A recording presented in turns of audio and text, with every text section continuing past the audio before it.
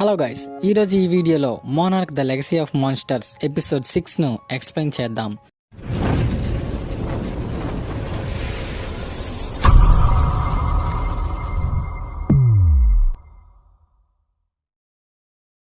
ఈ ఎపిసోడ్ పేరు terrifying miracles. ఈ ఎపిసోడ్ 1955 వాషింగ్టన్ డీసీలో షా దగ్గర మొదలవుతుంది. ఇక్కడ అమెరికన్ డిఫెన్స్ కి సంబంధించి ఒక పార్టీ జరుగుతూ ఉంటుంది. ఆ పార్టీలో షా అండ్ డాక్టర్ కేకో కూడా అటెండ్ అవుతారు. అక్కడ జనరల్ పాకెట్ షాని కొందరు ఆఫీసర్స్ కి పరిచయం చేస్తాడు. ఫ్యూచర్ మోనార్క్ కి సంబంధించి బాధ్యతను షాకి అప్పగిస్తాడు. అలాగే కేకోను కూడా వారికి పరిచయం చేస్తారు. దీంతో ఆమె పేరు వినగానే అది జపనీస్ నేమ్ లా ఉంది అని ఆ ఆఫీసర్స్ అడుగుతారు. దీన్ని బట్టి అమెరికా మరియు జపాన్ మధ్య ఉన్న శత్రుత్వాన్ని ఇక్కడ టీస్ చేశారు. తర్వాత జనరల్ పాకెట్ ఆమె చాలా మంచిది అని వారికి చెబుతాడు. అక్కడ నుంచి షా మరియు కేకో అక్కడ నుంచి వెళ్తుండగా కల్నల్ షాని పిలుస్తాడు. ఇక్కడ స్టోరీ ప్రెజెంట్ లో ఉన్న షా దగ్గరికి వస్తుంది. షాని గార్డ్స్ కార్ లో తీసుకు వెళ్తుంటారు. ఇంతలో దారిలో ఆ కార్ ని డ్యూవెల్ ఆపి గార్డ్స్ ని కొట్టి షాని, మనకు మరొక టైటాన్ కి సంబంధించిన ఎమర్జెన్సీ రాబోతుంది, దాన్ని ఎదుర్కొనే ప్లాన్ నీ దగ్గర ఉందా? కానీ మోనార్క్ దీనిని అంగీకరించట్లేదు అని అంటుంది. నాకు అంత ఎక్కువ తెలియదు కానీ నేను ఆపగలను అని అంటాడు. మరి ఆ విషయాన్ని మోనార్క్ కి చెబితే వారు నీకు సాయం చేస్తారు కదా అని అంటుంది. నేను వారికి చాలా సంవత్సరాలుగా చెబుతున్నాను కానీ వారు నా మాట నమ్మరు అని చెప్తాడు. కానీ నీకేం కావాలి అని డ్యూవెల్ ని షా అడుగుతాడు. ఇప్పుడు నా సిస్టర్ జపాన్ లో జాంజీరాలో వర్క్ చేసేది, ఆమెను మోనార్క్ లో ఎవరో చేర్చారు. తర్వాత ఆమె గురించి నేను ఎవరిని అడిగినా వారికి తెలియదని చెప్పారు. ఇలా నాలాంటి వాళ్ళు ఇంకా ఎంతమంది ఉన్నారో నేను ఆమెను కనుక్కునే మార్గం నీ వల్లనే సాధ్యం అవుతుంది అని చెబుతుంది. అక్కడ నుండి వారిద్దరూ కారులో వెళ్లిపోతారు. సీన్ 1955 లోని మోనార్క్ హెడ్ క్వార్టర్స్ కి వస్తుంది. అక్కడ బిల్లీ క్రియేచర్ కి సంబంధించిన కొంత విజువల్ డేటాని గెయిన్ చేస్తాడు. అది ఏంటని తెలుసుకోవాలంటే జపాన్ కి వెళ్లాలని బిల్లీ మరియు కేకోలు రెడీ అవుతారు. ఇంతలో షా, మీరు ఇప్పుడే వెళ్లాలా? కానీ మనకు బడ్జెట్ ప్రపోజల్ మీటింగ్ ఉంది అని అంటాడు. మనకు మనీ కావాలి కానీ మాన్స్టర్స్ యొక్క ఎగ్జిస్టెన్స్ ని నిరూపిస్తే మనీ ఆటోమేటిక్ గా వస్తుంది అని బిల్లీ చెబుతాడు. తర్వాత సీన్ ప్రెజెంట్ కి వస్తుంది. కేట్, మే అండ్ కేకో కెంటారో కలిసి కేట్ వాళ్ళ ఇంటికి వెళ్తారు. అక్కడ షా డ్యూవెల్ తో కలిసి కేట్ వాళ్ళ ఇంట్లో ఉంటాడు. వారిని చూసి కంగారు పడతారు. కానీ షా, ఈమె ఇక నుంచి మనకు హెల్ప్ చేస్తుంది అని చెబుతాడు.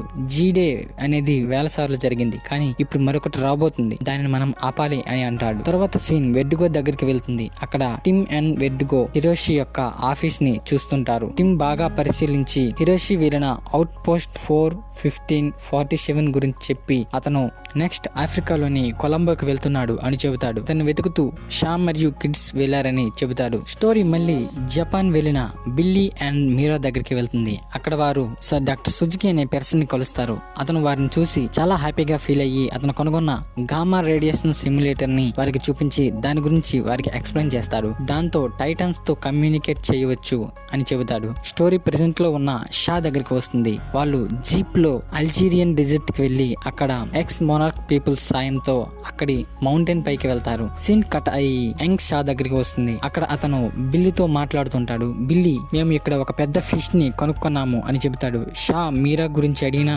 బిల్లీ ఏం చెప్పడు. వెంటనే షా జనరల్ పాకెట్ పర్మిషన్ తో జపాన్ కి వెళ్తాడు. మళ్ళీ సీన్ ప్రెజెంట్ కి వస్తుంది. ఇంతలో షా, మీ ఫాదర్ ఈ బ్రిడ్జ్ కి దగ్గరలోనే ఉంటాడు, సెర్చ్ చేస్తుంటారు. ఇంతలోనే కెంటారో దూరంగా ఉన్న ఒక పర్సన్ ని చూస్తాడు. అతను హిరోషినే అనే గుర్తించి అతన్ని పిలుస్తారు. కానీ అతను మాత్రం వాళ్ళని వెళ్ళిపోమ్మంటూ కంగారుగా హ్యాండ్స్ తో సిగ్నల్ ఇస్తాడు. అది చూసి షా కంగారు పడతాడు. సీన్ పాస్ట్ లోని షా దగ్గరికి వస్తుంది. అతను జపాన్ వెళ్లిన డాక్టర్ మీరా దగ్గరికి వెళ్తాడు. ఇంతలో బిల్లీ ఆశ్చర్యపోతూ డాక్టర్ సుజుకిని పరిచయం చేసి షా మరియు కేకో మాట్లాడుకోవడానికి వీలుగా సుజుకితో వెళ్ళిపోతాడు. వాళ్ళిద్దరూ మాట్లాడుకుంటూ దగ్గరవుతారు. అప్పుడే సుజుకి మెషిన్ సౌండ్ ఆగిపోతుంది. ఆ గామా రేడియేషన్ సిమ్యులేటర్ ని వాటర్ లో నుండి ఎవరో విసిరినట్లుగా షా అండ్ మీరా పైకి వస్తుంది. అప్పుడే వాటర్ లో నుంచి గాడ్జిల్లా పైకి వస్తుంది. అది చూసి డాక్టర్ మీరా ఇది ఇంకా బతికే ఉందని హ్యాపీగా ఫీల్ అవుతారు. మళ్ళీ స్టోరీ ప్రెజెంట్ కి వస్తుంది. అక్కడ హిరోషి వాళ్ళని వెళ్ళిపోమని చెప్పి కంగారుగా అతను వెళ్ళిపోతాడు. అది చూసి షా వెళ్ళిపోవాలనుకునే టైంలో టిమ్ హెలికాప్టర్ పై వస్తాడు. అప్పుడే అక్కడ ఉన్న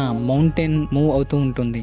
ఏంటా అని చూస్తే అది గాడ్జిల్లా ఒక్కసారిగా పైకి లేస్తుంది. ఇక్కడ ఈ సీన్ కి మాత్రం గోస్ బంప్స్ రావడం పక్కా. అప్పుడే టిమ్ వచ్చిన హెలికాప్టర్ గాడ్జిల్లాకి తగిలి క్రాష్ అవుతుంది. ఆ నెక్స్ట్ సీన్ యంగ్ షా దగ్గరికి వస్తుంది. అతను గాడ్జిల్లా గురించి జనరల్ పాకెట్ కి చెప్పాలని అని అనుకుంటాడు. అది విని కేకో నువ్వు అతనికి చెబితే అతను మరొక పెద్ద వెపన్ తో గాడ్జిల్లాపై అటాక్ చేస్తాడు. అది ఫెయిల్ అయితే మళ్ళీ ఇంకో వెపన్ సృష్టిస్తారు అని అంటుంది. ఇంతలో షా అలా జరగకుండా నేను చూసుకుంటాను అని చెబుతాడు. వారు తమ ఆఫీస్ కి వెళ్ళగానే అందులో కొంతమంది ఆఫీసర్స్ వారి ఫైల్స్ ని చెక్ చేస్తుంటారు. అది చూసి అసలు ఏం జరుగుతుంది ఇక్కడ అని బిల్లీ అడుగుతాడు. జనరల్ పాకెట్ మోనార్క్ కి సంబంధించిన బాధ్యతలను నాకు అప్పగించారని ఒక ఆఫీసర్ చెబుతాడు. అది విని కేకో షా పై కోపంతో వెళ్లిపోతుంది. స్టోరీ ప్రెజెంట్ కి వస్తుంది. అక్కడ షా హెలికాప్టర్ లోని ఎవరు బ్రతకలేదు, కానీ ఈ మ్యాప్ దొరికింది. సో మనం ఇప్పుడు గాడ్జిల్లాని ఫాలో చేయాలి అని అంటాడు. కానీ కేట్ మే కెంటారో దానికి ఒప్పుకోకుండా మేము మా ఫాదర్ ని కనిపెట్టాలి అని వెళ్లిపోతారు. ఇంతలో కెంటారో మన దగ్గర ఎటువంటి మ్యాప్ మొబైల్స్ లేవు,